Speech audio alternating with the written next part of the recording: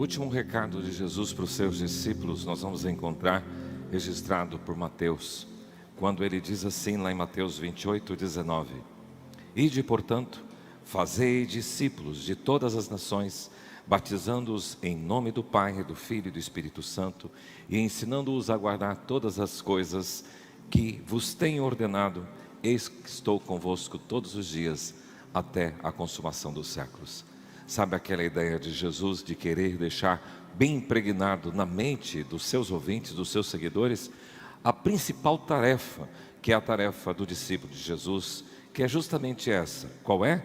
Fazer discípulos. Ide e fazei discípulos. Vamos recordar um pouquinho. Falamos na semana passada que Paulo utiliza uma palavra grega para tradução hoje, andar. Todas as vezes que você encontrar o verbo andar em Efésios, ele vai usar essa palavra peripatel. Quer dizer a forma de viver, a conduta de um discípulo de Jesus. Tanto é que com base nesses 7 versículos que aparece essa palavra peripatel, que nós iniciamos essa série, o andar do discípulo. O que é o andar do discípulo? Como é que ele se comporta? Como é que ele vive? Como é que ele se projeta na sociedade? Como é que ele está no mundo? Falamos que o discípulo de Jesus, o seu andar, passa longe, corta fora do caminho do pecado. A gente leu Efésios 2:1-3, e lá descreve que nós estávamos mortos nos delitos e pecados, éramos por natureza filhos da ira, e éramos chamados também de filhos da desobediência. E 3 influências fortes contra o discípulo de Jesus. Quais são? O mundo, o diabo e a carne.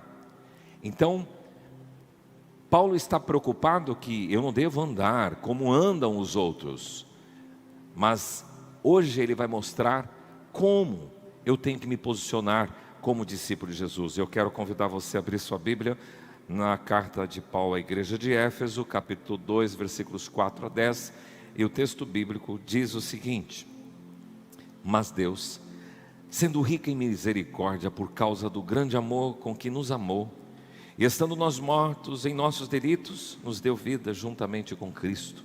Pela graça sois salvos. E juntamente com Cristo nos ressuscitou e nos fez assentar nos lugares celestiais em Cristo Jesus, para mostrar nos séculos vindouros a suprema riqueza da sua graça, em bondade para conosco em Cristo Jesus.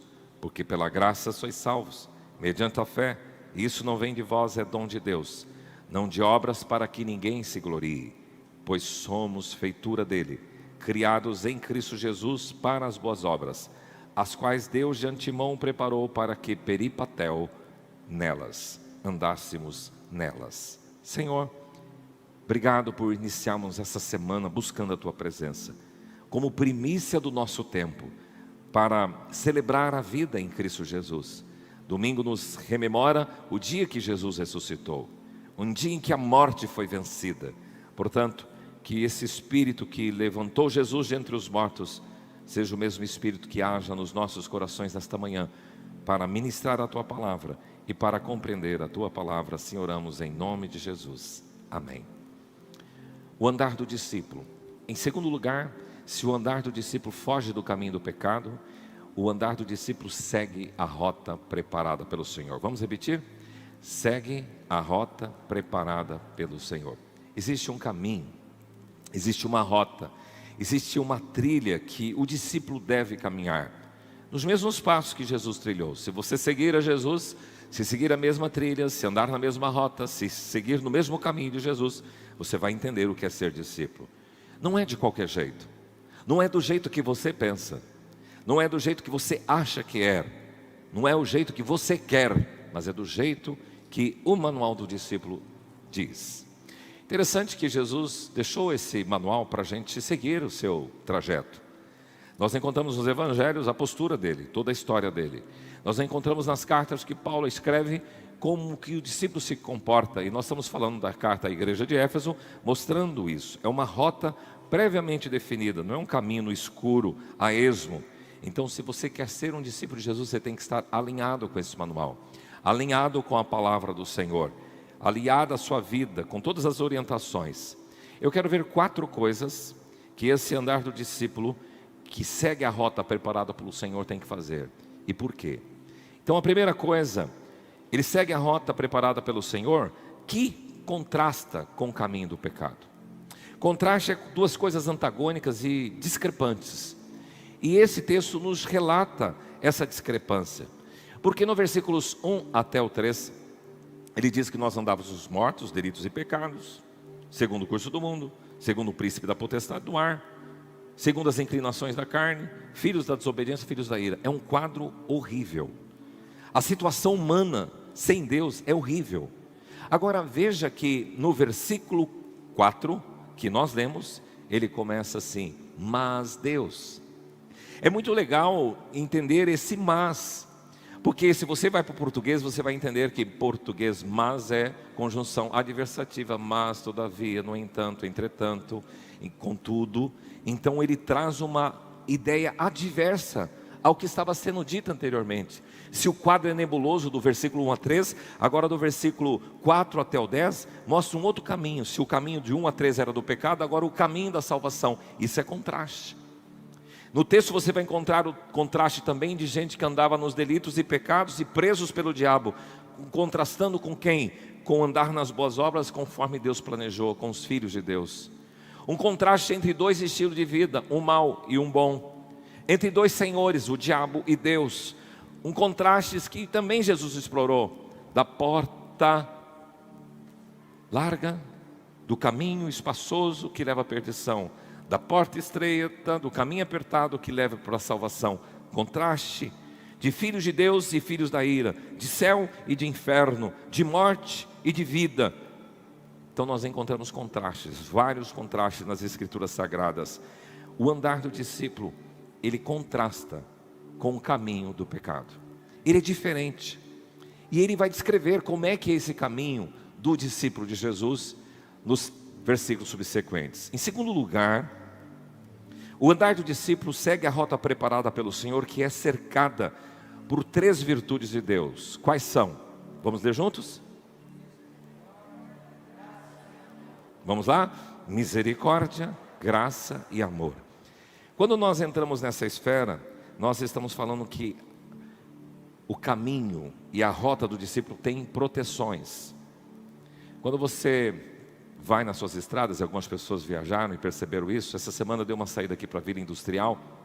Eles estão fazendo no centro da pista aquelas muretas de concreto para proteção, para que ninguém invada a outra pista. E nas laterais nós temos guarda-reio, que é uma proteção para que os carros e as pessoas não saiam. Isso são proteções. Na rota do discípulo existem essas 3 proteções: a misericórdia, a graça e o amor. Quando falamos de misericórdia, graça e amor, nós estamos falando de atributos de Deus. Atributos de Deus têm a ver na teologia com as características, as qualificações do Deus a quem a gente serve. E esse Deus é misericordioso, Ele é amoroso e Ele é gracioso, conforme Paulo escreve nesse texto. Comecemos então pela misericórdia. O texto diz: sendo rico em misericórdia. Não é uma misericórdiazinha, não é algo pobre, paupérrimo, mas algo rico, grandioso. A palavra misericórdia tem a ver com a boa vontade de Deus em direção ao miserável, ao aflito, à pessoa indigente, com um desejo de ajudar. Então, quando falamos da misericórdia de Deus, nós estamos falando da compaixão, da inclinação dele, do coração dele para com uma pessoa alijada, distanciada, quebrada, arrebentada, miserável, um estado miserável de vida. Isso é compaixão, isso é misericórdia do Senhor, compaixão pela misericórdia alheia. A misericórdia moveu o coração de Deus. Nós encontramos algumas afirmações nas Escrituras Sagradas acerca da misericórdia. Por exemplo, Deus é misericordioso.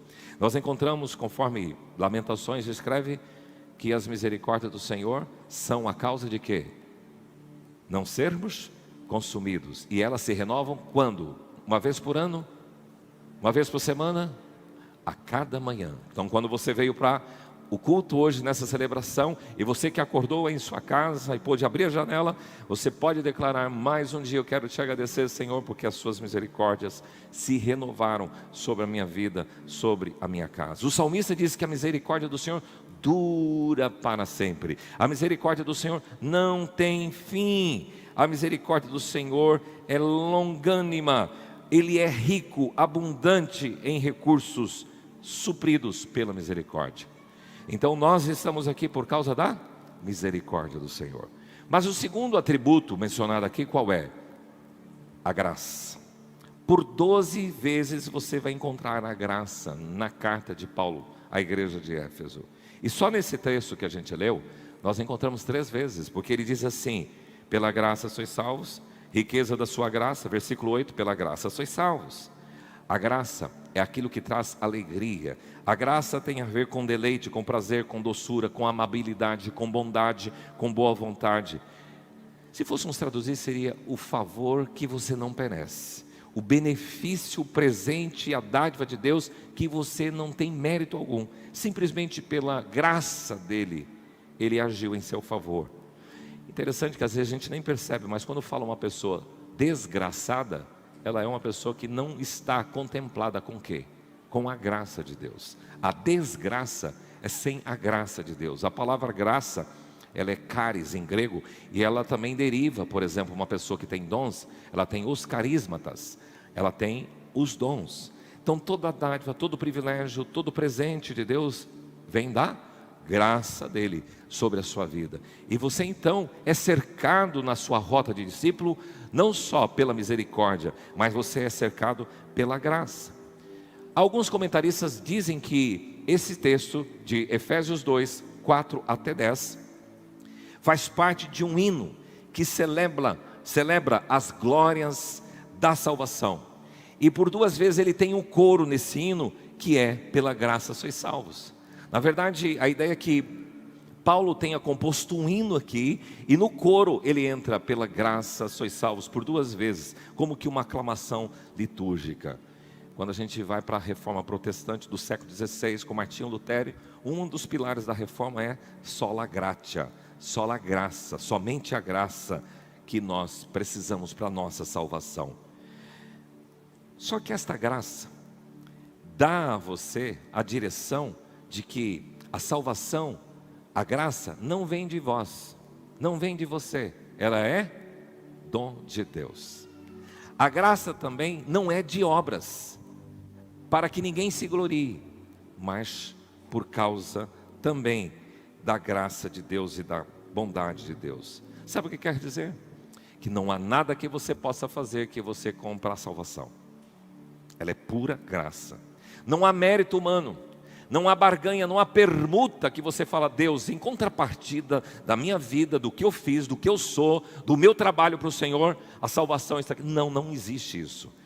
Você é salvo sem mérito algum, pela graça exclusiva do Senhor. Não há lugar para arrogância humana, é uma dependência plena e completa do Senhor.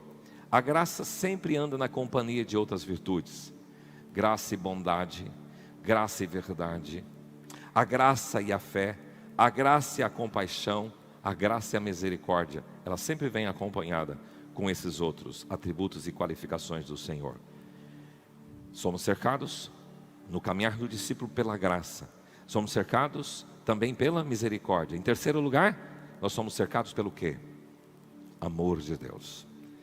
Quando falamos em amor, nós estamos falando desse amor novelesco, banal, chulo, um amor ridículo. Sabe que às vezes a gente vê esses casaizinhos novos, né, todos enamorados, com aquela paixão maluca, né, e você fala: até que ponto esse amor tem uma força que é desse amor de Deus? Porque quando a Bíblia descreve do amor de Deus, ela está dizendo que Ele amou independentemente de você ter atributo algum. Sabe que um dos registros mais curiosos para mim das Escrituras Sagradas é de Deuteronômio, quando Deus chega para Israel e diz assim, através de Moisés: Deus não teve afeição, não viu coisa de bonita em você, nem escolheu você porque você foi mais numeroso do que qualquer outro povo, diz Deus para Israel, porque vocês eram o menor de todos os povos, mas porque o Senhor nos amou. Olha que lindo. Você não tem mérito, você não tem beleza, você não tem virtudes por si só, e Deus simplesmente moveu o seu coração em sua direção e amou.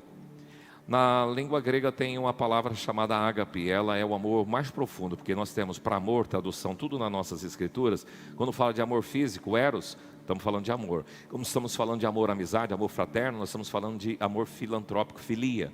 Quando nós estamos falando de amor, pais e filhos, estamos falando do amor histórico. Tanto histórico como filia, como eros, todos são traduzidos por amor na nossa Bíblia. E o amor ágape é também amor, mas é o amor mais profundo, é o amor que a gente chama sacrificial. Você sabe que nas relações mais superficiais de relacionamento familiar, namorado, casal, qual é? Eu amo você se você fizer tudo certinho lá em casa. Eu amo você se você se comportar assim, se você trabalhar assim e assim. Pais, por favor, vocês agem com esse amor com seu filho. Filhos, só vou amar você se vocês forem sempre certinhos. É assim que vocês fazem? Independente. Esse amor incondicional, eu amo, apesar disso, eu amo você. A gente tem vivido num mundo de conflitos, né? Porque às vezes tem algumas escolhas que os nossos filhos estão fazendo, e aí as pessoas dizem, como é que eu vou fazer se eu tenho um problema com um filho na área, por exemplo, de roubo, da área do homossexualismo? Sempre nós vamos dizer para o nosso filho, filho, papai e mamãe te amam incondicionalmente, papai e mamãe não concordam com esse erro, com o seu pecado. Mas o nosso coração sempre é dilatado em seu favor. Simultaneamente, tem dois verbos no hebraico, ahab e resed, que também são traduzidos como amor. E esse amor é um amor sacrificial. Você sabe que um dos textos mais tristes assim do Velho Testamento, quando Jeremias, proclamando o amor de Deus para o povo, Deus diz assim, apesar das tuas infidelidades, Israel, tipo assim, apesar dos teus adultérios, apesar de você ter deixado outros estranhos abraçar você, apalpar os seus seios, você se prostituiu, e Deus diz assim, apesar disto, volta-te para mim. Isso é um amor. É um amor incondicional, que a Bíblia descreve como amor ousado, amor profundo. Nada poderá nos separar do amor de Deus, nem altura, nem profundidade, nem coisas do presente, nem coisas do porvir, nem qualquer outra criatura poderá separar a gente desse amor incondicional de Deus pela sua vida. Receba essa palavra, meu irmão, você que talvez está aí no seu cotidiano com um monte de medos, com um monte de inquietações. Eu quero dizer para você que esse amor de Deus, ele é profundo, ele é extravagante, ele é ousado, ele é inconfundível, ele é grande amor, ele é incompreensível amor. Se tem algumas pessoas aqui que já tem uma caminhada cristã de muito tempo, vai conhecer um cantor que eu vou falar agora. Alguém conheceu aqui o cantor Edgar Martins? No outro culto tinha duas pessoas que conhecia. Eu conheci, conheceu. Edgar Martins era um tenor, e eu ouvi ele cantando. E só de lembrar me traz comoção no meu coração.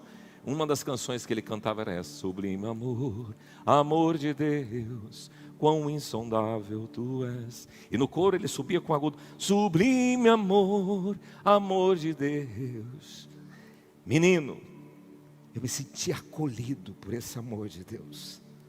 É um amor insondável, ousado, extravagante amor, que não viu mérito em mim, mas como discípulo de Jesus, eu sou guardado pela sua graça, pela sua misericórdia e pelo seu amor, extravagante amor. Mas o andar do discípulo que segue essa rota preparada pelo Senhor, que estabelece também uma nova posição espiritual. É importante você ter essa compreensão, porque os que estão no caminho do mundo estão mortos espiritualmente, são filhos da desobediência, são filhos da ira. Mas o discípulo do Senhor Jesus, que trilha por essa rota diferente, preparada pelo Senhor, está numa outra dimensão espiritual, e você precisa ter consciência de qual é esta posição espiritual. Paulo por 3 vezes ele usa, ou por 2 vezes ele usa, mas ele traz 3 significados, juntamente com, nesse texto. Ele diz que você foi vivificado juntamente com, você foi ressuscitado juntamente com Cristo, e você está assentado nas regiões celestiais juntamente com Cristo. Isso traz a ideia da ressurreição, da ascensão e da exaltação de Jesus, que é a mesma coisa que vocês, como discípulos, como filhos do Senhor, do Deus Altíssimo, experimentaram. Veja aí então, primeiro, vivificado juntamente com Cristo. Essa nova posição espiritual, ela traz uma posição de alguém que foi vivificado, recebeu o fôlego de vida, tornar alguém vivo. Você era morto.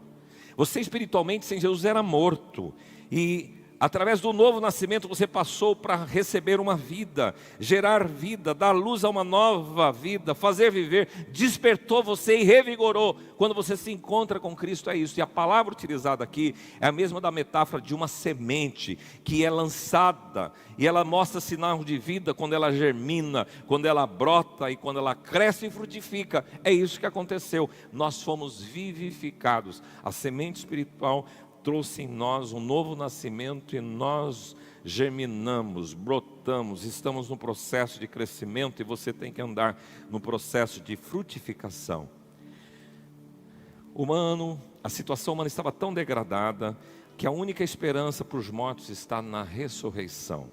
O morto não pode sair do buraco. Jó, ele chegou numa situação tão crítica por causa todo o sofrimento que ele padeceu. E numa das vezes ele tem a capacidade de declarar assim, lá em Jó 33:4: o Espírito de Deus me fez, e o sopro do Todo-Poderoso me dá vida. Olha, essa nova cepa da Covid não tem afetado tanto o pulmão. Então tem muita gente com Covid, e a gente tem escutado vários irmãos com problema de gripe, problema de Covid. Mas quem passou por aquela cepa que afetava o pulmão sabe do que eu estou dizendo. De eu chegar no hospital, falei, por favor, me dá uma máscara, eu preciso respirar. E aqui nós vamos dizer, o sopro do Todo-Poderoso me dá vida. O sopro de Deus, o pneuma, o ruá. A palavra ruá é espírito, sopro de Deus. Então a projeção para a sua vida espiritual é uma vida abundante. E isto passa por esta vivificação que você experimentou em Cristo Jesus. Morto, vivificado, recebeu vida. Mas, juntamente com Cristo, além de termos sido vivificados, nós somos ressuscitados. Diga assim, eu fui ressuscitado, juntamente com Cristo. Mas esquisito, eu ainda estou vivo. Olha, no sentido espiritual, você já foi vivificado, você já foi ressuscitado e você está assentado nas regiões celestiais, conforme esse texto diz. A palavra ressuscitado é que Deus te levantou da vida moribunda. Deus te fez retornar, despertar do sono. Deus te acordou do sono da morte espiritual para te trazer vida. Por isso os cristãos, o discípulo de Jesus vive num outro patamar. Se o mundo vive nas trevas e vive no pecado e vive morto espiritualmente, o cristão, o discípulo de Jesus vive na luz, vive a vida que Deus deu. Então você foi ressuscitado. O mesmo poder que operou em Jesus Cristo também operou na sua vida. Paulo, escrevendo à igreja de Roma, lá no capítulo 8:11, ele diz assim: se habita em você o Espírito daquele que ressuscitou dentre os mortos, esse mesmo que ressuscitou a Cristo Jesus dentre os mortos, vivificará também o vosso corpo mortal, por meio do seu Espírito que em você habita. Então hoje, você já foi vivificado. Era morto, recebeu o Espírito Santo, foi vivificado. O meu corpo mortal foi vivificado por quem? Pelo Espírito Santo, que vive onde? Em mim, que vive em você. É certo e é fato que em alguns momentos do nosso dia a dia há um abatimento. Diante do que Deus levantou a gente para proclamar, por exemplo, desde o dia 2 que a gente começou a proclamar lá, uma palavra bem agressiva, bem forte, vocês nem imaginam as retaliações espirituais que vêm sobre a vida da gente, a ponto de prostrar-nos. Mas eu sei que o sopro do Todo-Poderoso me dá vida. E você foi vivificado em Cristo Jesus. Ele estabeleceu para você um novo patamar de vida, uma nova posição espiritual. De quê? Vivificado, ressuscitado. Mas terceira coisa, assentado nas regiões celestiais, juntamente com Cristo. A palavra assentado significa literalmente sentar-se junto com.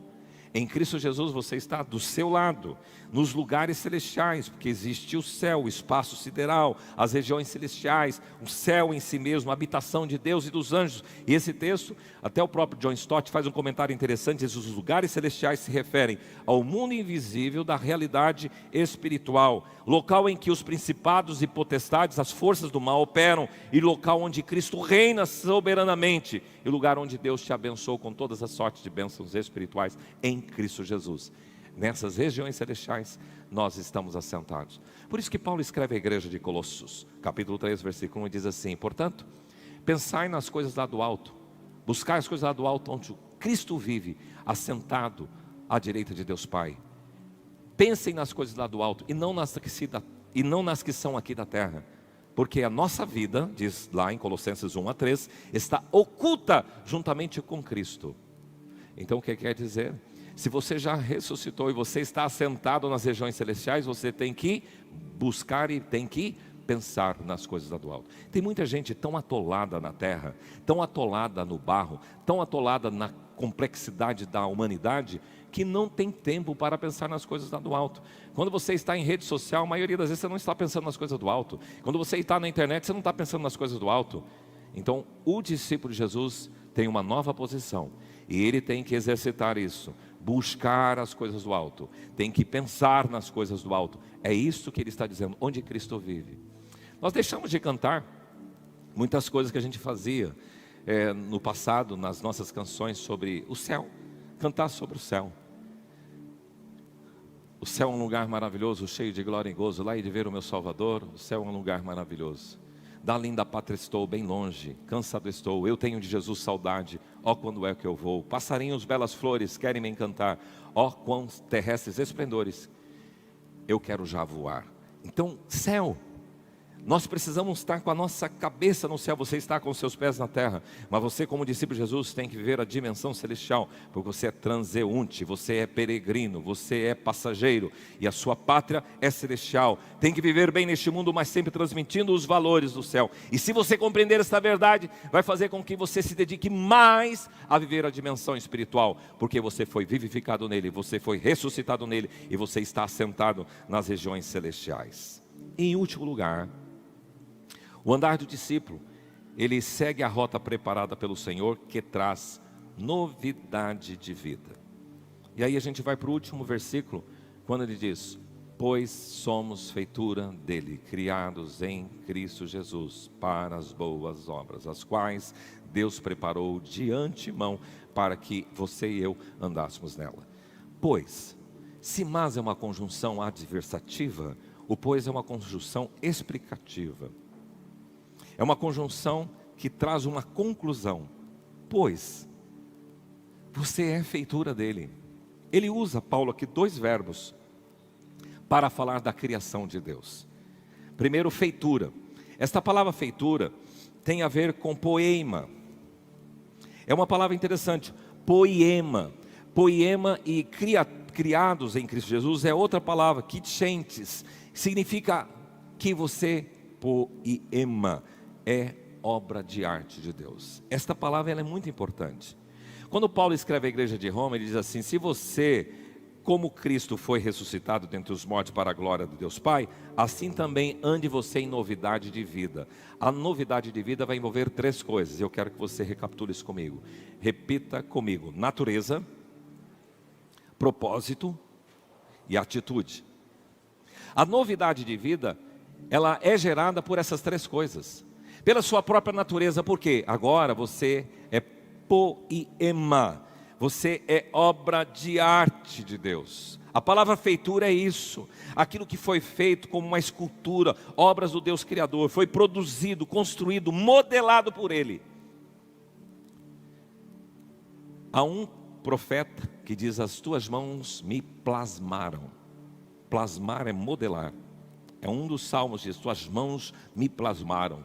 Davi escreve no Salmo 139, o Senhor me teceu no ventre da minha mãe. Sabe o que é isso?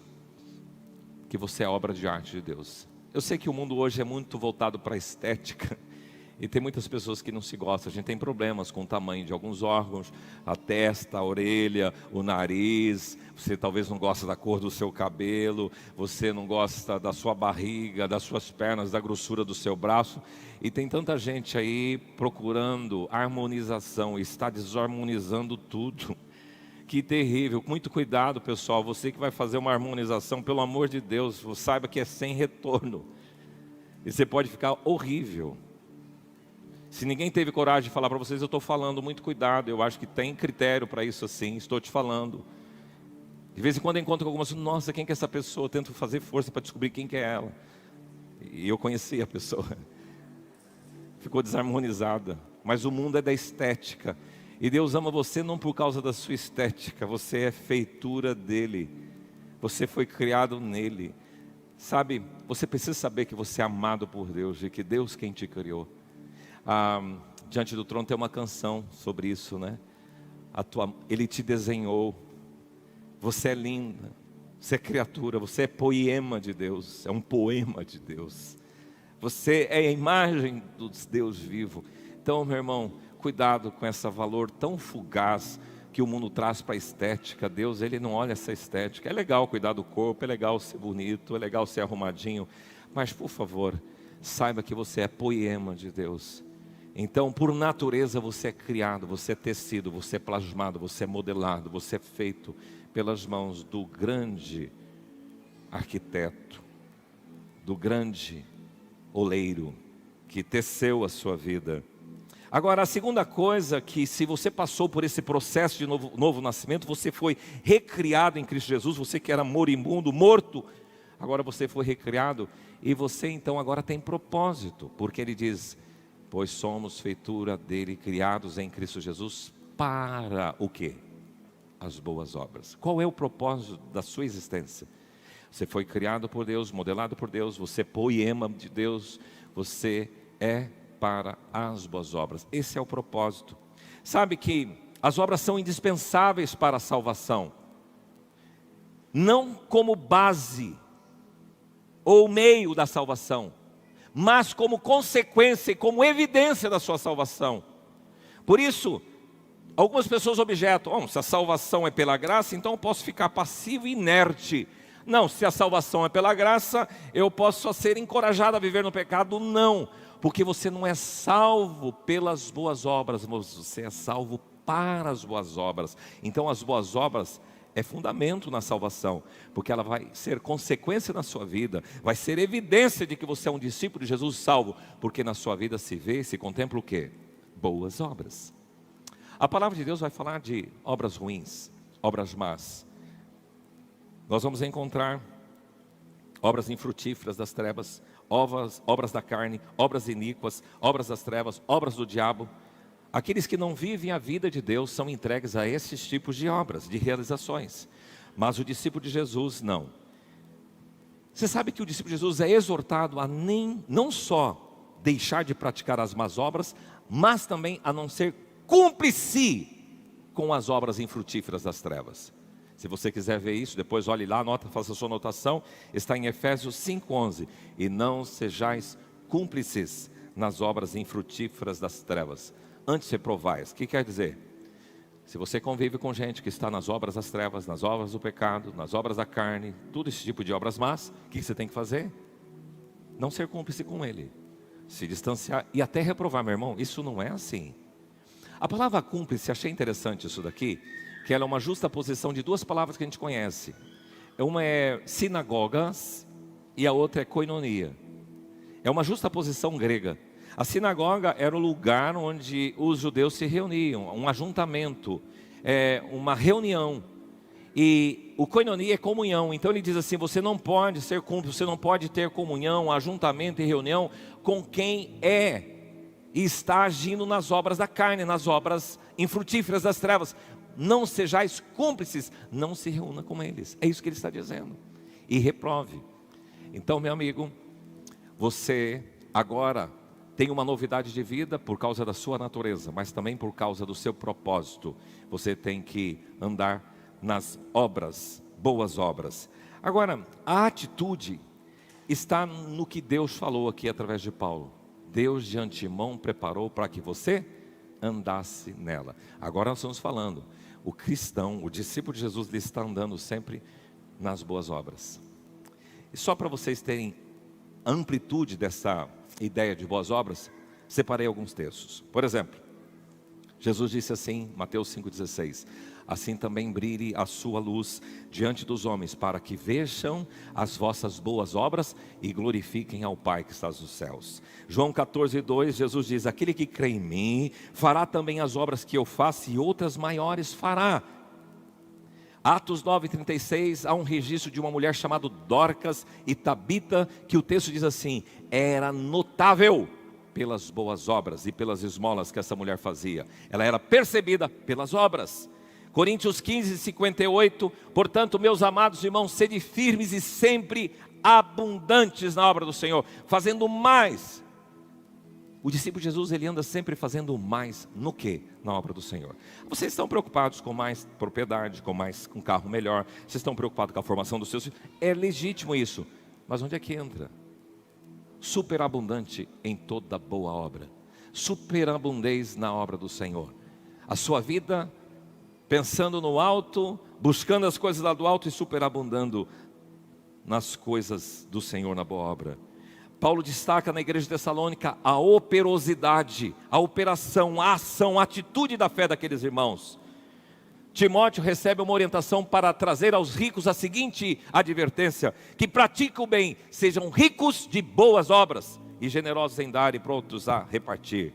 Paulo recebe também essa encomenda dizendo que todo homem de Deus seja perfeito através da palavra e perfeitamente habilitado para quê? Para toda boa obra. Quando há a revelação de Apocalipse, tem 7 igrejas que recebem uma carta. Em todas elas você vai escrever: ao anjo da igreja em Éfeso diz o seguinte, e lá vai ter assim: conheço as tuas obras. Diga para a pessoa que está ao seu lado: o Senhor conhece as tuas obras. Paulo descreve que o que você fizer, as suas obras, ela vai se tornar um dia ou pedra preciosa, ou prata, ou ouro, mas ela pode se tornar o que? Madeira, feno e palha. E vai ser provado tudo que você faz um dia. Se for pedra preciosa, prata ou ouro, vai receber galardão, que é prova de uma obra com quilates. Mas se você produzir na sua vida madeira, ferro, palha e feno, vai ser queimada pelo fogo. Deus conhece as tuas obras. E cá para nós, amanhã, desde segunda-feira até hoje, segunda, terça, quarta, quinta, sexta, esses 6 dias que você já viveu para trás, se você fosse observar as suas obras, elas glorificaram a Deus? Em que você nessa semana trabalhou, pensou, viveu para glorificar ao Senhor? Muito bem, Paulo diz que o andar do discípulo segue a rota preparada pelo Senhor. Não é o jeito que eu quero, não, tem uma trilha, tem uma rota. E essa rota, como já vimos, e a gente está concluindo, fechando, diz o seguinte: essa rota é um contraste com o caminho do pecado. Nós vamos cantar uma canção agora, que ela mostra literalmente esse contraste. Como você era, porque ele vai dizer no momento dessa canção, que você vai receber a transformação do luto em festa, a vergonha em glória, as cinzas você vai receber beleza, vai trazer aos sepulcros vida, os ossos secos soldados, um mar fechado, um caminho aberto. O Senhor pode fazer isso. São os contrastes. O andar do discípulo mostra isso. Contrasta o caminho do pecado. Mas saiba que você tem uma proteção. Você é, nessa rota do discípulo do Senhor, cercado por 3 virtudes de Deus. Quais são? Misericórdia, graça e amor. Saiba que nessa rota que foi preparada pelo Senhor, você também tem uma nova posição espiritual. Você foi vivificado, você foi ressuscitado, e você está assentado onde? Na sua casa, na varanda, no alpendre, na rua, na calçada? Não, você está assentado onde? Nas regiões celestiais. Portanto, pensem nas coisas do alto, busque as coisas do alto, e jamais esqueça de que você tem uma novidade de vida. A sua natureza, você é um poema de Deus. Você foi modelado, plasmado, feitura dele. Você também tem um propósito: andar, agir no dia a dia, nas boas obras. Vamos nos colocar em pé. Que esta canção te inspire